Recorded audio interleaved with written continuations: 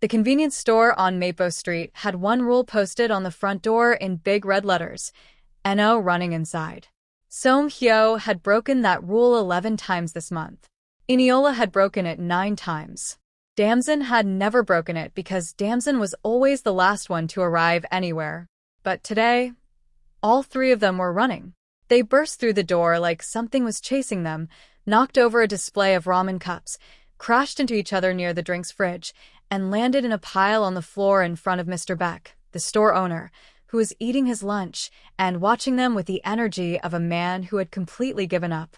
"We are very sorry," Damson said from the floor, adjusting his glasses. "No, we are not," Eniola said, already standing. "Seong Hyo started it." "I did not start anything," Seong Hyo said. He had a lollipop stick hanging out of his mouth and one shoe missing. "I was being creative." Mr. Beck pointed at the ramen display. 12 cups were on the floor. "We will pick them up," Damson said. "After we catch our breath," Eniola said. "I cannot breathe," Seong Hyo said. He was still lying on the floor, looking at the ceiling.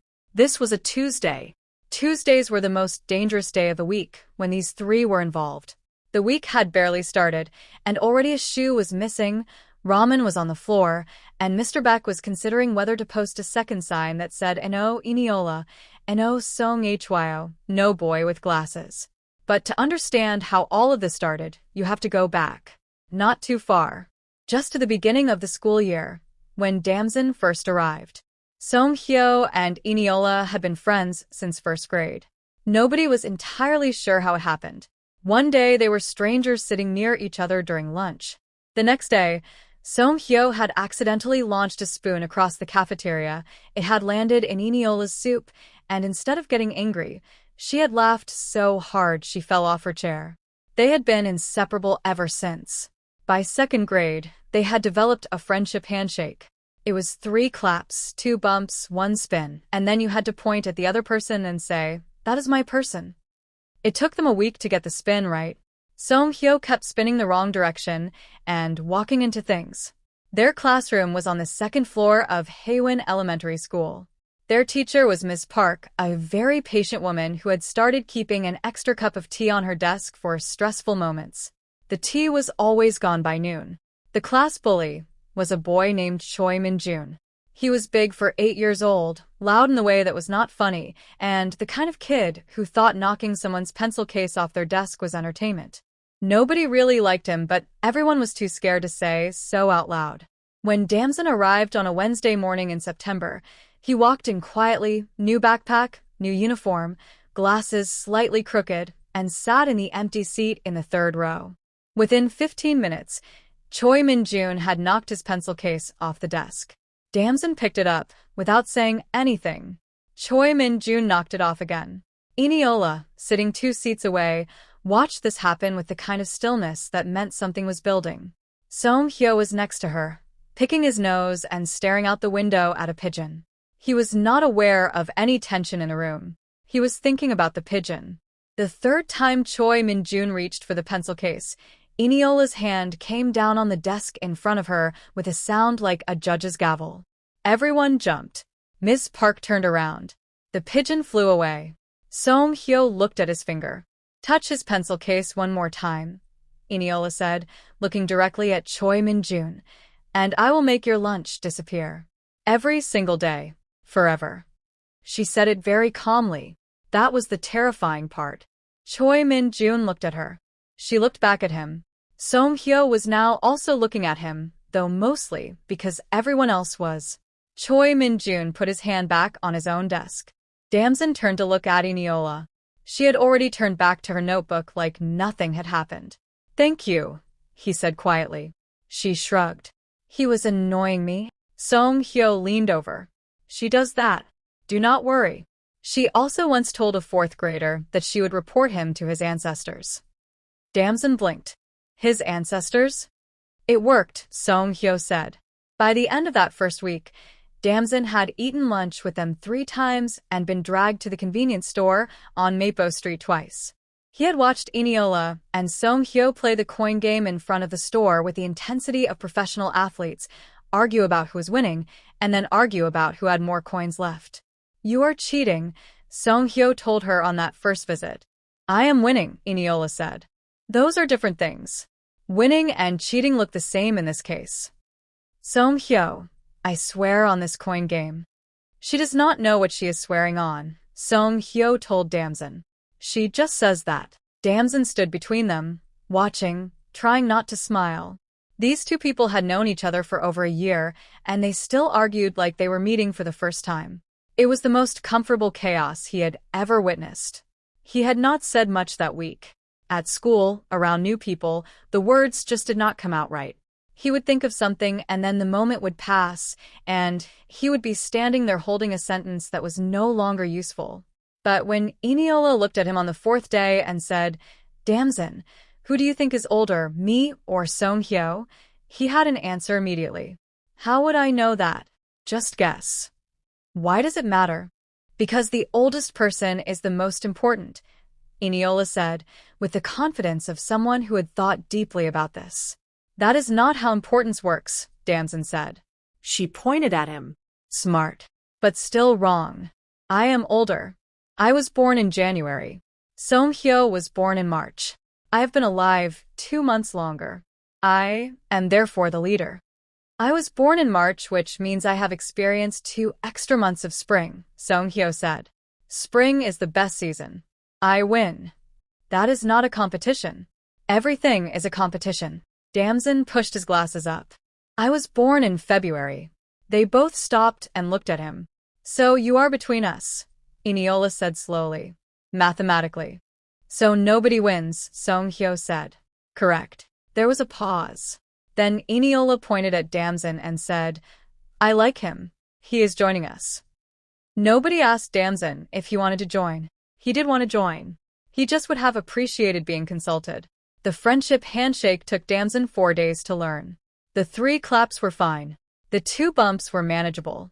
The spin was where everything fell apart because every time he spun, he went the wrong direction, walked into Seong Hyo, and they both stumbled. How does Seong Hyo do it? Damson asked. He does not do it correctly either, Eniola said. We just accepted that he will always spin that way, and we adjusted. You adjusted the handshake to fit his mistake? It is not a mistake anymore. It is just his spin. Seong Hyo demonstrated his spin with great pride. It was technically incorrect. It was also somehow exactly right. By the second week of October, the 3 of them had the handshake down. 3 claps, 2 bumps, 1 spin, each of them going their own direction. Then pointing. That is my person. Miss Park saw them do it in the hallway one morning and told them it was the sweetest thing she had seen all year. Then she watched Seong Hyo walk directly into the classroom door mid-spin and revised her statement. Now, the thing about Eniola was that she was not the kind of person who went looking for trouble. Trouble came to find her. And it usually arrived because of Seong Hyo. The class field trip to the Science Museum happened on a Thursday in October. Miss Park had given them very specific instructions. Stay with the group. Do not touch the displays without permission. Do not eat inside the exhibits. Seong Hyo had a bag of corn snacks in his pocket before they even got off the bus. Those are not allowed, Damson told him. They are small, Seong Hyo said. The instructions said do not eat inside exhibits. These are for outside exhibits. There are no outside exhibits. It is a museum. We do not know that yet. Eniola took the corn snacks and put them in her own pocket. I will hold them. That is stealing, Seong Hyo said. It is safekeeping. Same thing in this case. The first disaster happened at the electricity exhibit. There was a large metal ball that demonstrated static electricity, and there was a very clear sign that said do not touch without supervision. Seong Hyo read the sign, looked at the ball, and turned to Eniola. If we touch it together, does that count as supervision? No, Eniola said. I think yes. Seong Hyo. I just want to see what happens. We know what happens. It says on the sign. The sign says static electricity. I want to see the static. Damson was already 3 steps away, examining a different display with total innocence, because Damson could sense when something was about to go wrong and had developed a talent for appearing uninvolved. Seong Hyo touched the ball. His hair went in every direction at once. He screamed. Eniola screamed because he screamed. The class guide screamed because two children were screaming. Ms. Park turned around from the solar system exhibit across the room and immediately drank the rest of her water bottle. Nobody was hurt. Seong Hyo stood there with his hair pointing sideways, looking deeply satisfied. I saw the static, he told Eniola.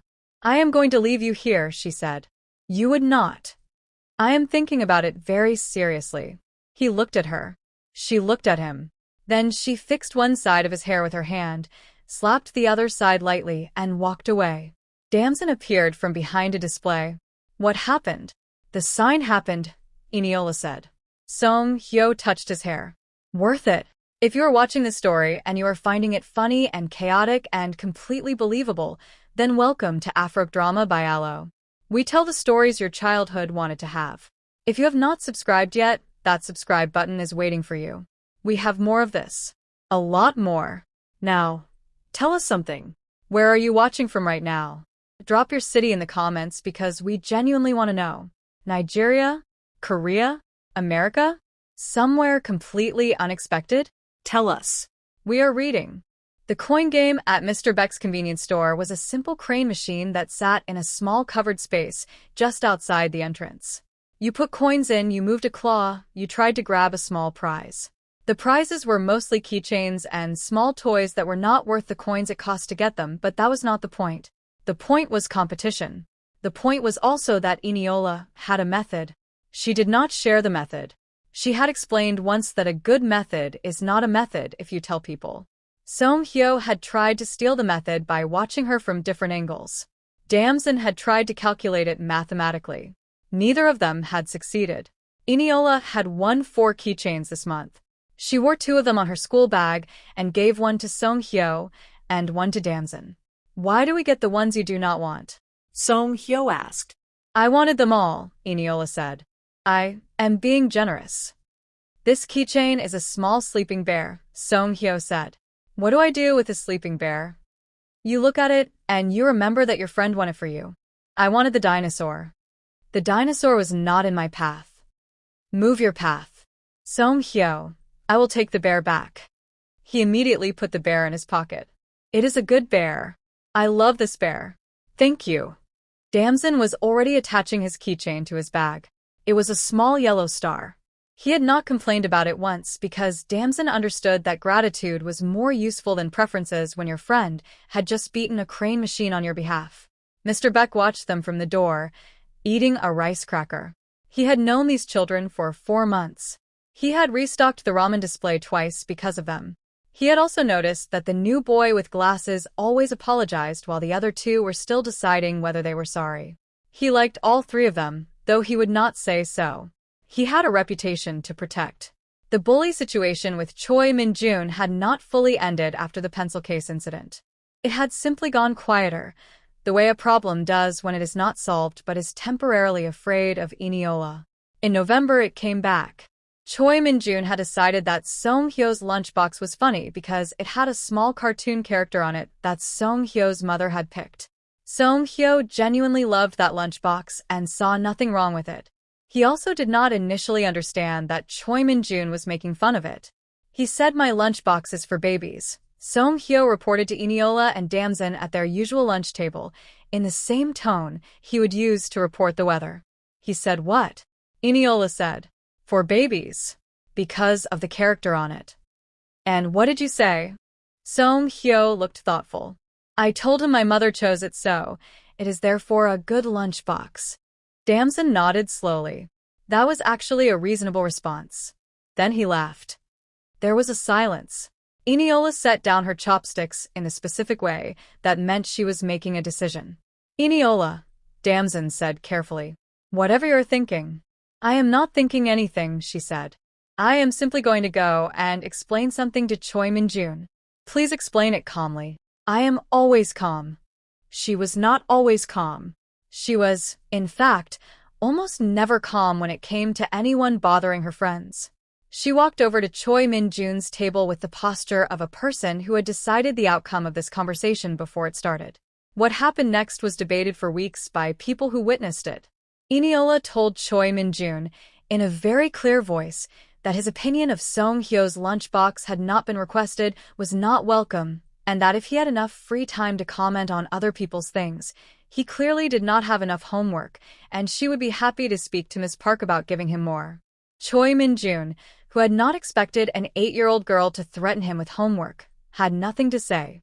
Eniola walked back to her table, picked up her chopsticks, and continued eating. Seong Hyo stared at her. You threatened him with homework? I found his weakness. How did you know homework was his weakness? Everyone has a weakness. His was obvious. Damson was trying not to laugh. He was failing. He turned away, coughed, adjusted his glasses, and looked at the wall. Are you laughing? Eniola asked. No, Damson said. His shoulders were shaking. You are laughing. I am coughing. Damson. He turned back around. He was smiling so wide his glasses had shifted. That was the best thing I have ever seen in my life. Eniola pointed at him. Correct. Seong Hyo looked at his lunchbox. Then he looked at Eniola. Then he looked back at his lunchbox. This is a very good lunchbox, he said.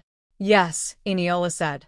Your mother has excellent taste. The month of December brought cold air and chaos in equal measure. It started with Seong Hyo's idea, which was the way most disasters in their lives started. He had decided, with full confidence and very little information, that the three of them should enter the school's winter talent show. We have no talent, Damson said. We have personality, Seong Hyo said. Those are different things. In a talent show, personality counts. Eniola looked at him sideways. What exactly are you planning for us to perform? A dance. There was a pause. A dance, Eniola repeated. A choreographed dance. I saw it on a video. 3 people. Very impressive. Seong Hyo, you cannot walk in a straight line without bumping into something. Dancing is not walking. It involves your legs. My legs are fine. Your legs tripped over a flat floor last Tuesday. The floor had a shadow. It looked like a step. Damson had his notebook out and was already writing something. Both of them looked at him. Are you making notes about the dance? Eniola asked. I am making a list of all the reasons this is a bad idea, Damson said. It is quite long. Show me the list, Seong Hyo said. Damson showed him. Seong Hyo looked at it for a while. These are all correct, he said. We should still do it. Eniola stared at the ceiling. She was quiet for 5 seconds. Then she said, What is the prize? A gift basket, Seong Hyo said. And a certificate. Does the certificate have our names on it? It says winner in large letters. She stared at the ceiling for 2 more seconds. Fine. We are doing the dance. I told you personality counts, Seong Hyo said. If we fall on that stage, I am blaming you. You always blame me. Because you are always responsible. That is almost a compliment, Seong Hyo said. He looked very pleased about this. Damson closed his notebook. Practice for the talent show happened in Seong Hyo's living room, which was the worst possible location because Seong Hyo's living room had a glass vase on a low shelf that Eniola kept forgetting about, a rug that Damson kept slipping on, and a small dog named Bori, who was deeply interested in the proceedings and kept sitting directly in the middle of the dance space. Move the dog, Eniola said during their second practice session. Bori likes the music, Seong Hyo said. Bori is a hazard. Bori is part of the team. Bori is not a musketeer. Seong Hyo looked at Bori. Bori looked at Seong Hyo. A whole conversation appeared to happen between them. Bori says he is a musketeer, Seong Hyo reported. The dog cannot speak. He communicated through his eyes. Seong Hyo. Fine. Bori, go sit on the sofa. Bori did not move. Seong Hyo picked him up, put him on the sofa, and returned to the dance. Bori immediately jumped back down and returned to the center of the room. Damson stepped around the dog very carefully. He had learned to always locate Bori before making any sudden movements. He had also secretly been practicing the dance steps alone in his room, which he would deny if asked, and which was the reason he was the most coordinated of the 3 of them.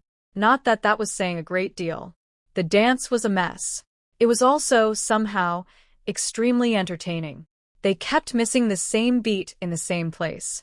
Seong Hyo kept spinning the wrong direction, just like the friendship handshake. Eniola kept stopping to correct both of them, and then losing her own place. Damson kept sliding on the rug and overcorrecting so dramatically that he looked like he was performing a different dance entirely. After their 9th attempt, they sat on the floor breathing hard. "We are not ready," Damson said. "We are character building," Seong Hyo said. "We are going to embarrass ourselves in front of the entire school." "Yes," Eniola said, "but we're going to do it together." There was something about the way she said it that made Damson stop calculating the probability of disaster. He pushed his glasses up and looked at the ceiling. Fine. "One more time." "One more time," Seong Hyo agreed, already standing up, stepping on Bori's toy, slipping, and grabbing the low shelf to steady himself. The glass vase rocked. "Seong Hyo," Eniola said. "I see it. I have it." He steadied the vase with both hands very carefully. "It is fine. Everything is fine. It was fine. For now." The day of the talent show, Eniola showed up with her hair done in a way that meant her mother had spent considerable time on it, and her school uniform was pressed sharp. Seong Hyo arrived with both shoes on, which was an achievement. Damson had practiced his sections of the dance so many times that he did them slightly in his sleep, and had kicked his bedroom wall twice in the night. They were the 5th act. The first 4 were a boy who played violin very well, 2 girls who did a gymnastics routine, a group of kids who performed a skit, and 1 boy who attempted to juggle 3 oranges, dropped 2 of them in the first 10 seconds, and then finished by juggling 1 orange with dignity. "We can do better than juggling," Seong Hyo said. "We have seen us practice," Damson said. "We cannot do better than juggling. We can do different from juggling. Different and better are close friends. They are not that close." "Stop," Eniola said. "We're going out there, and we're going to do the whole thing. No stopping. No looking at each other when we miss the beat. Eyes forward, feet moving." "Like soldiers," Seong Hyo said. "Like children who have practiced 14 times and are determined." They did the friendship handshake right there in the wings of the small school auditorium stage. 3 claps, 2 bumps, 1 spin, each of them going their own direction. Point. "That is my person." Then they walked out. The music started. Eniola counted them in under her breath. They moved. It was chaotic. Seong Hyo spun the wrong way on the first turn and nearly went off the edge of the stage. Damson slid at the exact wrong moment and turned it into something that looked intentional but was absolutely not.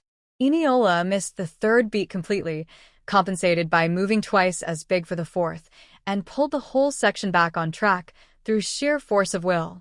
The auditorium was laughing. Not in a cruel way. In the way people laugh when something is genuinely funny and genuinely full of heart at the same time. Parents were recording. Miss Park, sitting in the 3rd row, had both hands over her mouth. They finished. They stood there breathing. The auditorium clapped. Seong Hyo raised both arms like he had won something enormous. Eniola covered her face with her hands and laughed. Damson stood very still for a moment, and then slowly, carefully, smiled. They did not win the talent show. The violin boy won, which was fair because he was genuinely excellent. They received a participation certificate that said "well done" in large letters, which Seong Hyo announced was almost as good as winning. "It is not almost as good as winning," Damson said. "It has our names on it. The winner's has winner on it. Ours has our names. Our names are better than the word winner." Damson thought about this. He did not disagree as strongly as he expected to. By now, if you have been watching with us this long, you're already part of the Afro drama by Aloe family. We make stories that feel real, hit hard, and stay with you. If you have not subscribed, please go and do it now before the next story catches you off guard. You do not want to miss what is coming. January arrived cold and fast. The 3 of them had settled into a rhythm. School, lunch, Mapo Street, coin game, Mr. Beck watching them from the door, arguments about age and strategy, and whose idea was worst. Homework that Eniola sometimes refused to start until late at night, and then somehow finished. Problems that Seong Hyo created and Eniola resolved and Damson narrated calmly in the background like a documentary. On a Thursday morning in late January, Eniola came to school quiet.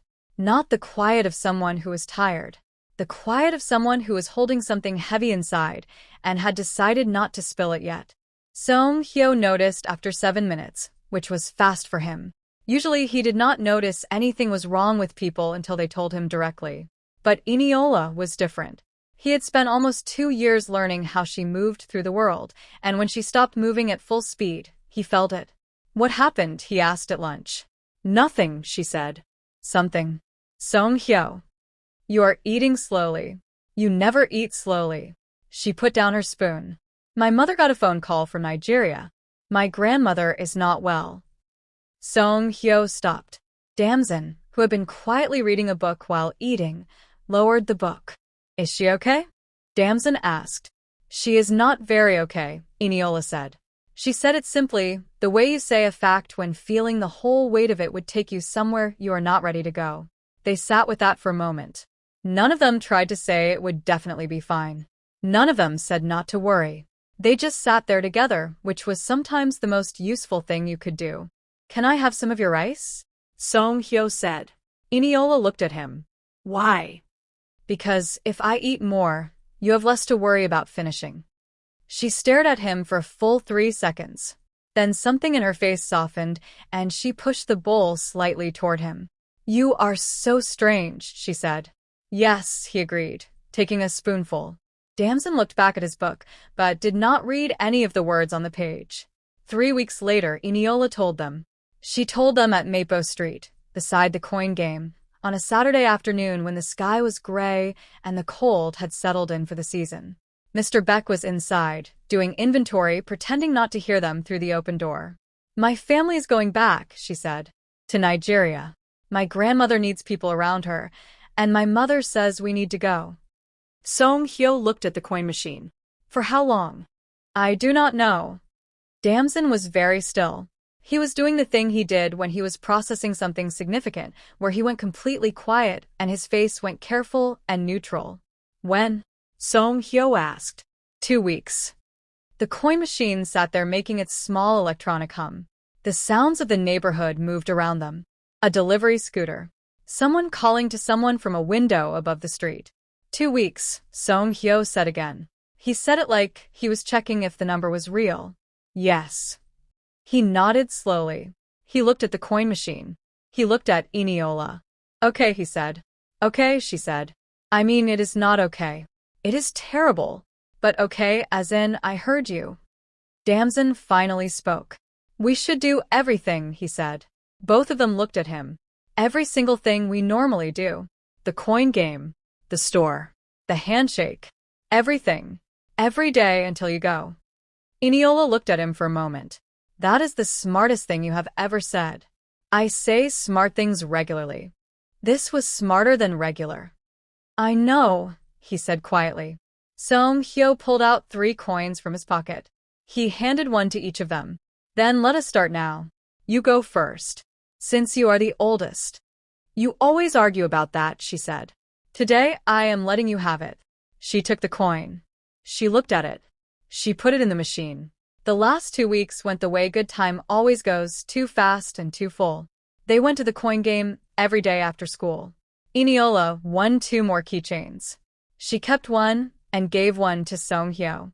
He did not ask why she was giving him another one. He put it on his bag, next to the sleeping bear. They argued about age 3 more times. Eniola won all 3 arguments by volume.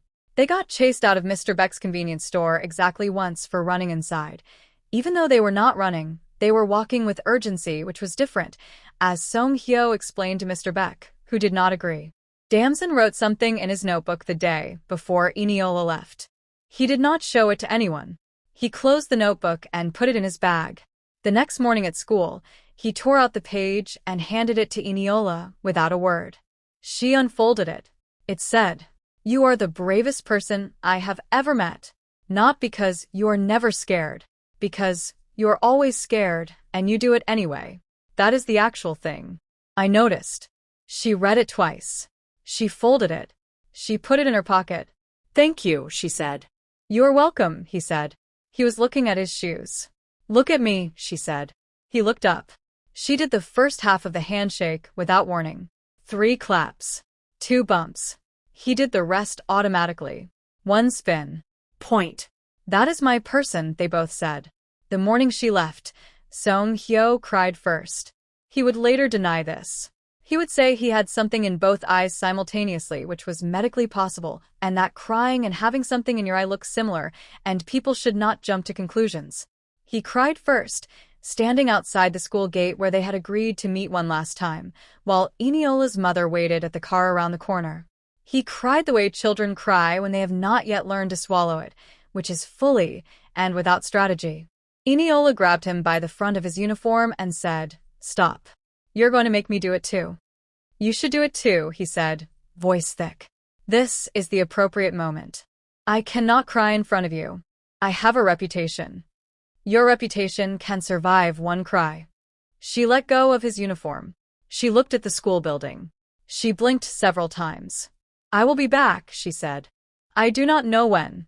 But I will come back and I will find you both, and you will still be arguing about whose month is better." "Spring is better," Seong Hyo said, still crying.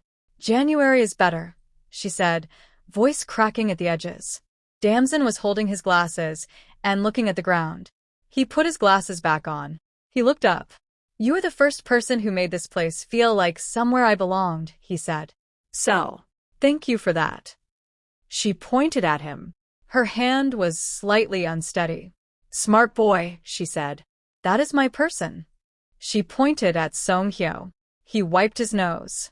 "That is my person," she said. They did the handshake. All three of them. 3 claps. 2 bumps. 1 spin. Each of them going a different direction. They held the point for an extra moment before lowering their hands. She picked up her bag. She walked toward the corner. She stopped once and turned back. Seong Hyo was waving with both arms. Damson had one hand raised and was very still. She waved once. Then she went around the corner. Mr. Beck restocked the ramen display again the following week and stood looking at the 3 ramen cups for a moment before putting them on the shelf. The coin machine outside hummed its small electronic hum. 2 keychains sat on Seong Hyo's school bag, a sleeping bear and a small round sun. On Damson's bag, a yellow star and a new one, a small airplane, that he had won himself. He had figured out the method. He had not told Eniola. He was saving it. He was going to tell her when she came back. Seong Hyo and Damson sat at their lunch table on a Wednesday, 2 weeks after she had gone. They had Eniola's usual seat between them. Nobody sat in it. Not because they had made a rule. Just because it was hers. Seong Hyo had his lunchbox, the one with the cartoon character. He ate slowly, which was unusual for him.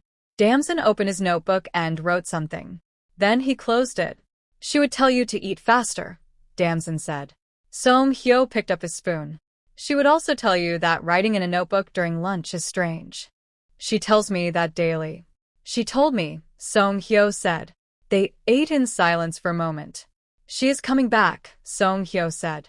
"Yes," Damson said. "She said January is the best month." She did. "She will need to come back in January to defend that statement, because I am prepared to argue." Damson almost smiled. "I will be here for that argument." "Me also," Seong Hyo said. Obviously. Outside, the cold winter air moved through the schoolyard. The coin machine on Mapo Street hummed. Mr. Beck ate his lunch and watched the empty space in front of the store where 3 children used to stand and argue about everything and nothing. He had kept 1 coin on the counter, a small round one. He did not know why. He told himself he just forgot to put it away. He knew, really, that he was keeping it for when she came back.